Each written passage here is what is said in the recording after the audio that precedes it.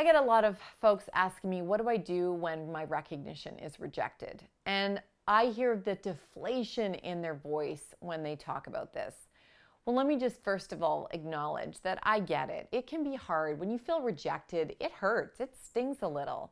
Not only that, you're probably less likely to recognize somebody in the future, and you may think that there's something wrong with you. Why can't you recognize as well as maybe somebody else who gets results?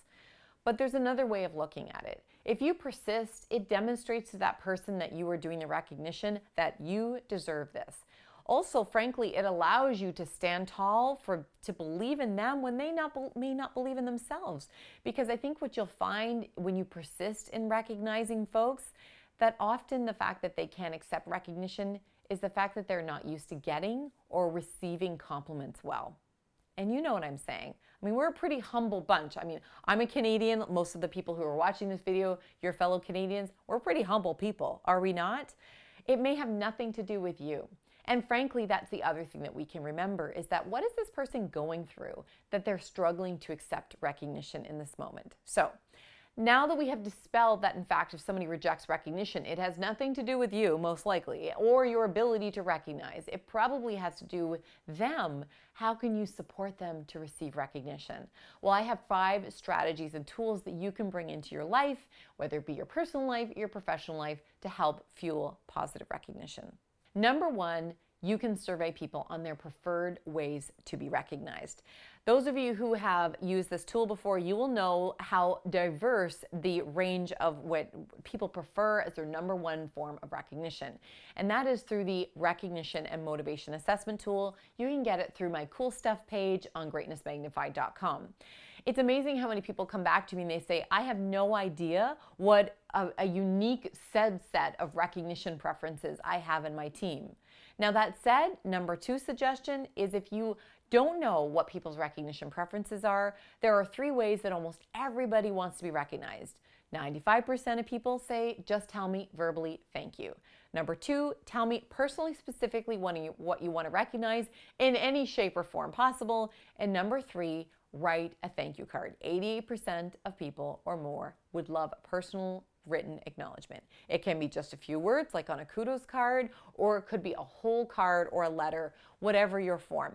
But those are some of your go-to strategies. Are you using those? And frankly, if you've had a hard time giving recognition to somebody face-to-face and them receiving it, the written forms of acknowledgement are sometimes easier for people to take. Another tool, here's my 3rd strategy, is you can do a strengths tool as a team or even in a relationship. Everybody can do their strengths tool and then share the results. What are your top strengths? Those are probably the things that they want to be recognized for most. So let's say you are a very spiritual person, but they're a very brave person, and you recognize their spirituality all the time, and they're grounded and they're very chill, but they want to be recognized for their bravery. Maybe that's why recognition is falling flat, because they will want to be recognized most, and you'll get the best results if you acknowledge what their top strengths are. Another idea is just to not believe that you can only recognize people for doing their job. Sometimes we recognize so very little in our workplaces, in our families, in our relationships, because we expect the performance bar has to be so high. But in actual fact, I'm a big believer in the contrary. Recognize anything you want to see more of. I mean, besides the fact it's a lot easier to see it and you recognize more frequently, which makes it easier for people to accept your recognition. But also, frankly, the bar can be so high that you may find you're struggling to even recognize people, which makes it awkward to recognize folks when you finally find the words to do it. And then lastly, if all else fails, remember you are recognizing people for the greater good. Yes, it creates that positive endorphin rush for you, so enjoy it. Yes, it's a totally free legal drug rush, even by Canada's shifting drug standards. But not only having that endorphin flowing through your brain, people vicariously experience the benefit of recognition by you recognizing somebody, even if they're not the recipient of recognition.